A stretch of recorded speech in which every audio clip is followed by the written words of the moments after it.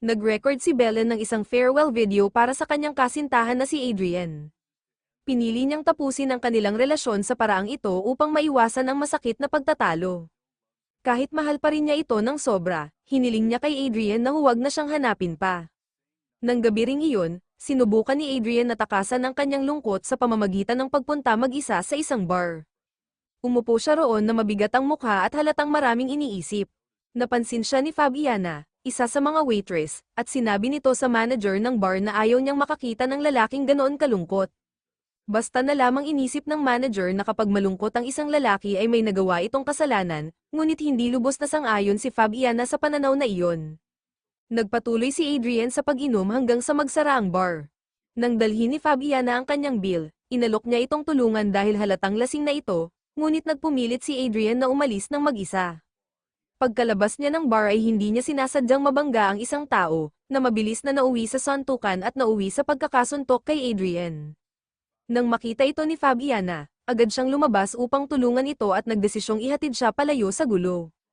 Kahit lasing na lasing, kusang gumagalaw ang mga kamay ni Adrian kasabay ng tugtog na tumutugtog sa sasakyan. Doon naging malinaw na isa siyang conductor at malalim ang koneksyon niya sa musika. Pagdating nila sa apartment ni Fabiana, nakatulog agad si Adrian at kinaumagahan na nagising.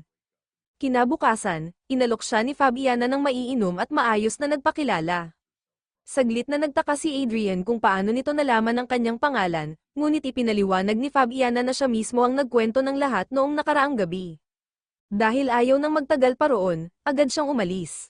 Sa orchestra rehearsal, nahirapan si Adrian na mag-concentrate dahil puno ng iniisip ang kanyang isipan. Nang gabing iyon, bumalik siya sa parehong bar at muling nagsilbi si Fabiana ng kaparehong whiskey na ininom niya noon. Sa pagkakataong ito, inabot ni Adrian ang kamay ni Fabiana at humingi ng paumanhin sa malamig niyang pagtrato rito noong umaga.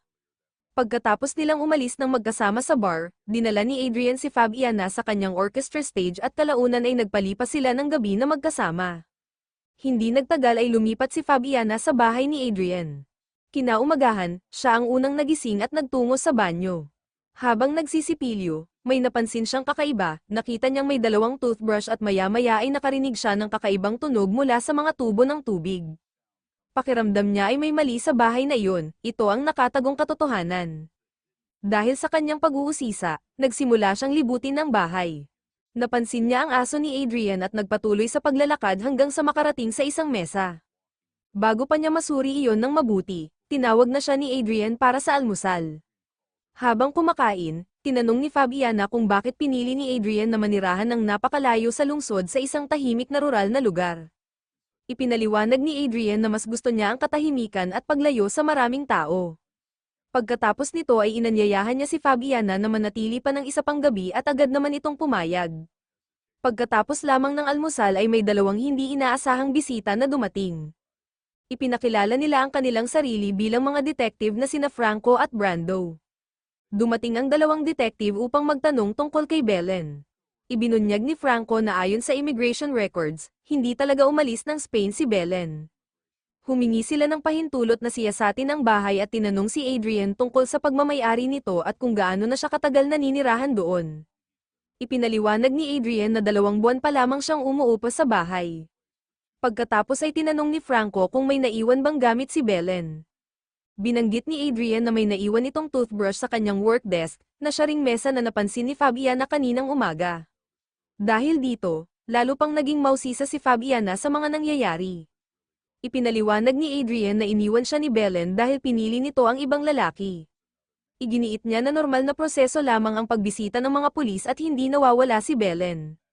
Sinabi rin niya na nakipag-ugnayan na siya sa mga kaibigan at pamilya nito ngunit wala ring nakakaalam kung nasaan ito. Habang nagpapatuloy ang investigasyon ng mga detective, patuloy namang nagtatanong si Fabiana. Bigla namang nawalan ng pasensya si Adrian at napagsalitaan siya dahil sa sobrang pag-uusisa. Nang gabing iyon, habang tumutugtog si Adrian ng piano, nagpapahinga si Fabiana sa bathtub. Habang nakahiga roon, muli niyang narinig ang kakaibang pagkatok mula sa mga tubo ng tubig. Biglang nagsimulang gumalaw ang tubig sa bathtub kahit hindi naman bukas ang shower. Agad siyang napaupo at sa mismong sandaling iyon ay kumidlat ng malakas at nawalan ng ilaw ang buong bahay. Pagkatapos ay biglang lumitaw si Adrian sa kanyang harapan at nagulat siya ng husto. Inamin ni Fabiana na hindi niya gusto ang kakaibang ilaw at pakiramdam sa bahay. Ipinaliwanag lamang ni Adrian na madalas talagang mawalan ng kuryente kapag may bagyo.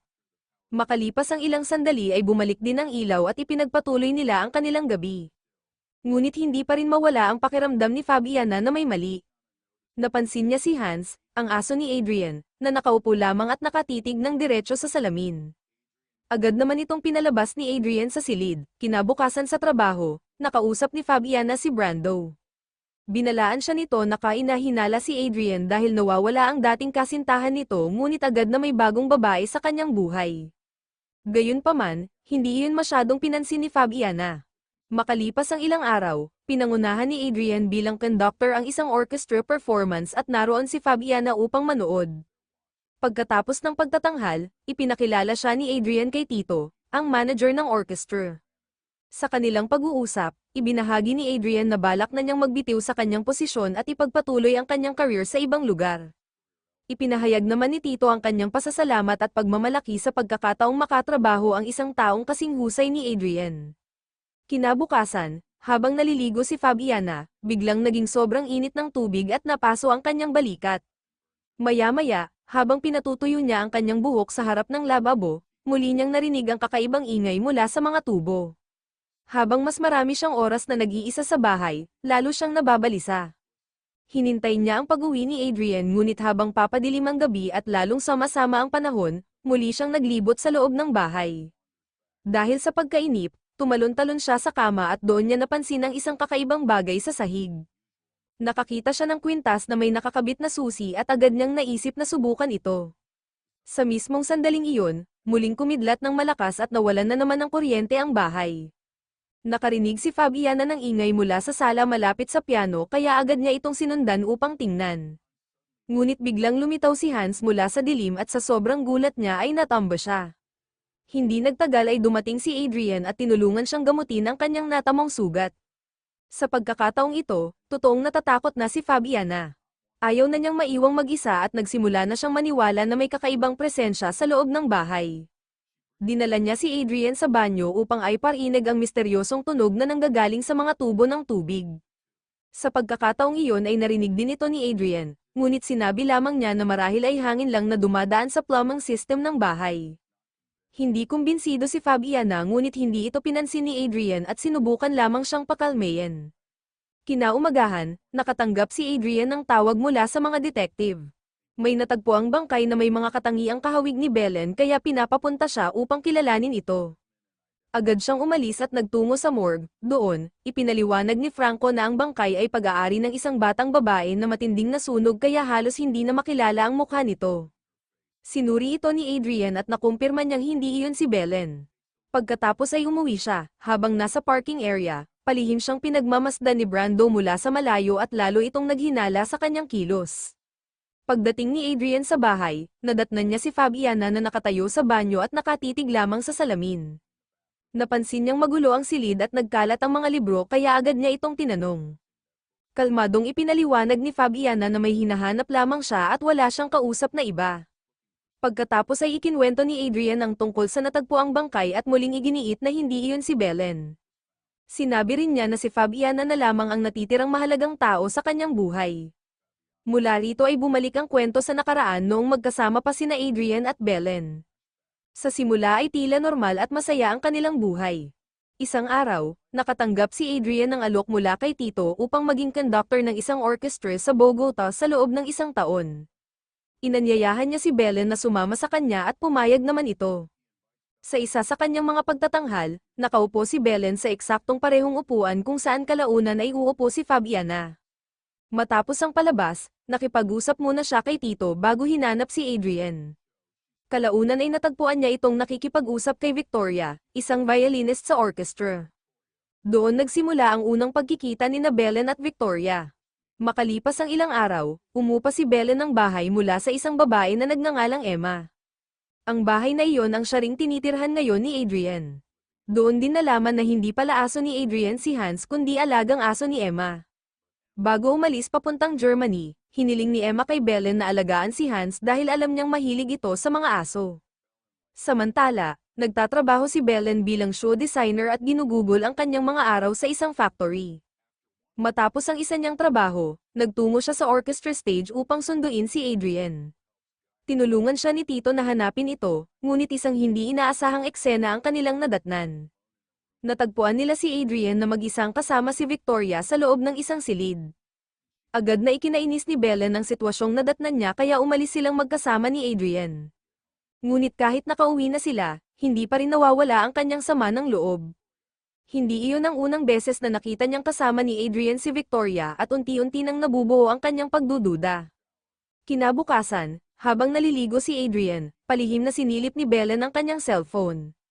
Doon niya nakita ang mga mensahe at call logs ni Victoria, bagay na lalo pang nagpatibay sa kanyang hinala. Kinaumagahan, habang abala si Belen sa paggawa ng kanyang mga design, naghahanda naman si Adrian para pumasok sa trabaho. Mabilis na naging mainit ang kanilang pag-uusap nang komprontahin ni Belen si Adrian tungkol sa madalas nitong pakikipag-ugnayan kay Victoria. Inamin ni Adrian na nakipaglandian siya rito ngunit iginiit niyang hindi iyon humantong sa mas seryosong bagay. Dahil punong-puno na ng emosyon si Belen, sinabi niyang umalis na lamang si Adrian dahil gusto niyang mapag-isa. Hindi na nakipagtalo si Adrian at tahimik na umalis ng bahay. Makalipas ang ilang sandali, dumating si Emma at doon ibinuhos ni Belen ang lahat ng kanyang pinagdadaanan. Nakarelate si Emma sa kanyang sitwasyon at ikinwento na ang sarili niyang asawa ay matagal nang mas nakatuon sa trabaho kaysa sa kanilang pagsasama. Sa halip na simpleng aliwin siya, may kakaibang suhestyon si Emma. Sinabi niyang baka panahon na upang subukin ni Belen si Adrian. Pagkatapos nito ay ipinakita niya ang isang lihim na bahagi ng bahay, isang nakatagong silid na nakatago sa likod ng isang wardrobe. Doon nagsimulang magkaroon ng paliwanag ang lahat ng kakaibang nangyayari sa bahay. Ang mga misteryosong tunog at mga hindi maipaliwanag na pangyayari ay nagmumula pala sa lihim na silid na iyon. Ipinaliwanag ni Emma na ang kanyang asawa ang gumawa nito dahil gusto nito ng katahimikan. Ganap itong soundproof, may sariling power source, at may mga speaker na nagpapahintulot sa taong nasa loob na marinig ang mga nangyayari sa bahay. Mayroon din itong espesyal na salamin kung saan maaaring obserbahan ang buong bahay nang hindi nakikita ng iba. Matapos ipakita ang silid, umalis na si Emma, pagkatapos nito ay nirecord ni Belen ang farewell video para kay Adrian at dinala ang kanyang mga maleta sa loob ng lihim na silid dahil balak na talaga niyang iwan ito ng tuluyan. Ngunit sa pagmamadali niya ay mabilis lamang siyang nagsulat ng isang note bago pumasok sa silid at doon nagsimulang magkamali ang lahat. Habang tumatahol si Hans dahil sa pagdating ni Adrian, aksidenteng nahulog ni Belen ang susi ng lihim na silid. Napunta ito sa labas kaya tuluyan siyang natrap sa loob ng walang paraan para makalabas. Pagpasok ni Adrian sa bahay, nakita niya ang farewell video at agad itong pinanood. Kitang-kita ang pagkabigla at pagkalungkot niya kaya sinubukan niyang tawagan si Belen. Ngunit walang sagot dahil walang signal sa loob ng lihim na silid. Mula sa likod ng salamin, pinanood ni Belen si Adrian habang desperado itong naghahanap sa kanya.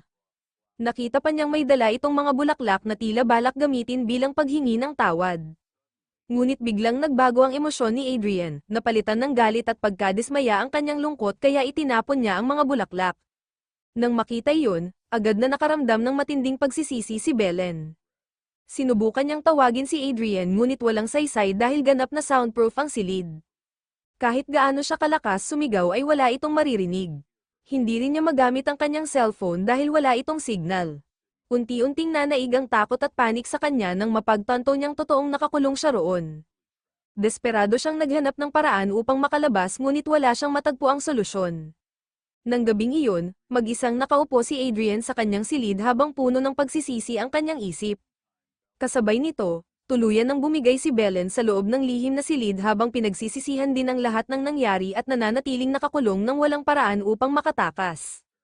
Kinabukasan, ipinakita ni Adrian ang farewell video ni Belen kina Franco at Brando. Naroon din si Tito upang magbigay ng karagdagang impormasyon. Sa pananaw nila, hindi ito maituturing na kidnapping dahil kusang umalis si Belen ayon sa video. Tinanong ni Franco kung may kakaibang nangyari ba sa pagitan ni Adrian at Belen bago ito mawala. Mariing itinanggi ni Adrian at sinabing maayos naman ang lahat. Ngunit binanggit ni Tito na nagkaroon ng pagtatalo ang dalawa bago ang pagkawala ni Belen. Hindi ito itinanggi ni Adrian ngunit agad niyang tinapos ang usapan at iginiit na ang pinakamahalaga ay ang paghahanap kay Belen. Samantala, Sa loob ng lihim na silid, patuloy na naghahanap si Belen ng anumang makakatulong sa kanyang pagtakas. Hinalugog niya ang mga drawer, cabinet, at lahat ng maaari niyang buksan. Sa halip na paraan para makalabas, may natuklasan siyang hindi inaasahang sikreto. Hindi pala engineer ang asawa ni Emma gaya ng sinabi nito noon. Sa halip, may koneksyon ito sa Nazi regime. Habang naghahanap pa, nakakita rin siya ng blueprint ng lihim na silid na nagbigay sa kanya ng kaunting pag-asa. Sinimulan niyang sirain ang isang bahagi ng pader at dahan-dahang kinayod ito upang makagawa ng daanan. Para mabuhay, wala siyang pagpipilian kundi kainin ang mga lumang pagkain na nakatago sa silid kahit hindi niya alam kung gaano nakatagal ang mga iyon doon. Marumi rin ang tubig ngunit iniinom pa rin niya ito upang manatiling buhay. Nang gabing iyon, muling pinanood ni Adrian ang farewell video ni Belen at tahimik na nagmuni-muni habang umaasang ligtas ito. Ngunit para kay Belen, hindi nakakaaliw ang mga salitang iyon. Sa halip ay lalo siyang nagalit dahil pakiramdam niya ay tanggap na ni Adrian ang kanilang paghihiwalay. Nang pumunta si Adrian sa banyo upang maghilamos, sinipa ni Belen ang mga tubo ng tubig. Nagsimulang manginig ang tubig at doon nagmula ang mga misteryosong pangyayaring matagal nang nararanasan sa bahay. Paulit-ulit niyang hinampas ang mga tubo upang magbigay ng senyales ngunit wala pa ring nakapansin. Ipinagpatuloy niya ang pagkayod sa pader gamit ang isang can opener at unti-unti siyang nanghina dahil sa pagod. Lalong lumala ang kanyang sitwasyon nang masira ang generator sa loob ng silid at tuluyang mawalan siya ng kuryente. Pagkatapos ay bigla siyang nakarinig ng boses ng isang babae. Si Fabiana pala iyon na nasa kabilang bahagi ng bahay.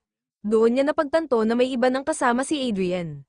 Kinaumagahan, habang nasa banyo si Fabiana, muling sinubukan ni Belen na makipag-ugnayan gamit ang mga tubo. Ngunit ang narinig lamang ni Fabiana ay mahihinang kakaibang tunog na hindi niya maintindihan. Kahit anong gawin ni Belen, tila wala pa ring silbi ang kanyang mga pagsisikap. Nagpatuloy siya sa pagwasak sa pader at dahil dito ay muling gumalaw ang tubig sa bathtub ni Fabiana. Kalaunan ay nagawa niyang batasin ang pader ngunit nabigo rin siya dahil may wardrobe sa kabilang panig na humaharang sa kanyang daan. Muli na namang nauwi sa wala ang lahat ng kanyang pagod. Habang muling sinusuri ang blueprint, natuklasan ni Belen na konektado pala ang lihim na silid sa buong bahay sa pamamagitan ng water system. Nakita rin niya na may valve doon na kumokontrol sa init ng tubig. Dahil dito ay nakaisip siya ng isang plano at agad niya itong isinagawa. Ginamit ni Belen ang water system upang maapektuhan ang mga nangyayari sa bahay at lalo niyang mapansin si Fabiana. Kasabay nito ay patuloy siyang sumisigaw at umaasang may makaririnig sa kanya, ngunit kakaibang pakiramdam lamang ang nararamdaman ni Fabiana at wala itong naiintindihan. Nang gabing iyon, pinanood ni Belen si Fabiana habang gumagalaw sa loob ng kwarto at doon niya nakita ang isang napakahalagang bagay. Natagpuan ni Fabiana ang susi ng lihim na silid at itinaas ito sa harap ng salamin. Agad na nagsimulang sumigaw at magmakaawa si Belen na palayain siya, ngunit syempre ay wala pa ring makarinig sa kanya. Kalaunan noong gabing iyon, bigla namang nawalan ng malay si Fabiana. Kinabukasan, nakatanggap si Adrian ng tawag mula sa pulisya tungkol sa bangkay na natagpuan nila. Nang marinig ito, tahimik na nagpakita si Fabiana ng reaksyong tila naniniwalang patay na si Belen. Pagsapit ng hapon, hindi mapakali si Fabiana kaya muli siyang naglibot sa bahay bago bumalik sa banyo dahil sa kanyang pag-uusisa tungkol sa mga kakaibang pangyayari. Sa pagkakataong ito, pinuno niya ng tubig ang lababo at sinubukang makipag-ugnayan sa misteryosong presensya. Nagsimula siyang magtanong at sumasagot naman si Belen sa pamamagitan ng pagbugbog sa mga tubo. Ang pagdalaw ng tubig ang naging paraan ng kanilang komunikasyon. Kapag gumagalaw ang tubig, ibig sabihin ay oo. At kapag hindi naman ito gumalaw, ang ibig sabihin ay hindi. Sunod-sunod na tanong ang ginawa ni Fabiana upang malaman ang katotohanan. Sa simula ay iniisip niyang maaaring supernatural ang lahat ng ito, ngunit nang mabanggit niya ang pangalan ni Belen ay agad at malinaw na gumalaw ang tubig. Doon nagsimulang mabuo sa isip niya ang totoong nangyayari. Nang tanungin niya kung may taong nakakulong sa loob ng bahay, muli siyang sinagot ni Belen sa pamamagitan ng pagyanig ng tubig. Unti-unting napagtanto ni Fabiana na si Belen ay nasa loob mismo ng bahay at nakatago sa likod ng salamin. Matapos iyon, binuksan niya ang wardrobe kung saan nakalagay ang salamin at sinuri itong mabuti. Naghinala siyang naroon mismo ang pasukan papunta sa lihim na silid. Sa loob naman, desperadong pinaghahampas ni Belen ang mga tubo upang magbigay ng senyales. Nagsimulang hanapin ni Fabiana ang daan papunta sa nakatagong silid. Isa-isa niyang inalis ang mga libro sa loob ng wardrobe hanggang sa matagpuan niya ang keyhole. Ngunit sa halip na buksan ito, nag-atubili siya, unti-unti siyang umatras at bumalik sa banyo, kung saan tahimik siyang humingi ng tawad nang wala namang ginawang aksyon upang iligtas si Belen. Hindi nagtagal ay umuwi si Adrian at mula rito ay bumalik ang kwento sa kasalukuyang panahon. Nang gabing iyon, napansin ni Fabiana na malalim ang iniisip ni Adrian kaya sinubukan niyang mapalapit dito, ngunit malamig itong tumugon at itinulak siya palayo. Maging si Hans ay tila naging agresibo at paulit-ulit na tinatahulan si Fabiana, dahilan upang lalo pang maging mabigat ang tensyon sa bahay. Kinabukasan, nilinis ni Fabiana ang silid, inayos ang kanyang mga gamit, at tuluyang umalis sa bahay. Kasabay nito, nilapitan naman si Adrian ni Brando at ipinaalam na opisyal nang siya ang hahawak sa kaso ng pagkawala ni Belen. Nagbigay rin siya ng matinding babala, malinaw niyang sinabi na wala siyang pakialam kung ano ang nangyari kay Belen, ngunit kung may masamang mangyari kay Fabiana, titiyakin niyang mananagot si Adrian sa lahat ng posibleng kahihinatnan. Nang gabing iyon, naghintay si Fabiana sa bar at umaasang darating si Adrian upang humingi ng tawad gaya ng dati, ngunit hindi ito nagpakita. Dahil sa pagkadismaya, bumalik siya sa bahay ni Adrian at dumiretso sa banyo upang muling subukang makipag-ugnayan kay Belen. Ngunit sa pagkakataong ito ay wala siyang natanggap na kahit anong tugon. Kahit pa pinuno niya ng singaw ang silid at sinubukang mag-iwan ng mensahe, nanatiling tahimik ang lahat. Kalaunan, mag-isa siyang naupo sa kwarto. Nang makauwi si Adrian, napansin nitong may mga bagay na nailipat sa loob ng bahay ngunit hindi na iyon naging sanhi ng pagtatalo. Nag-usap sila ng sandali at sinubukang ayusin muli ang kanilang relasyon na parang bumabalik sa normal ang lahat. Kinabukasan, hinanap ni Brando si Adrian ngunit wala ito sa bahay kaya isang sober na lamang ang iniwan niya kay Fabiana kasama ang babalang mag-ingat siya. Pagbukas niya rito, nakita niya ang mga litrato ni Adrian kasama si Victoria na nagsisilbing ebidensya ng kanilang relasyon. Samantala, naghahanda naman si Adrian para sa rehearsal at nakipagkita kay Victoria.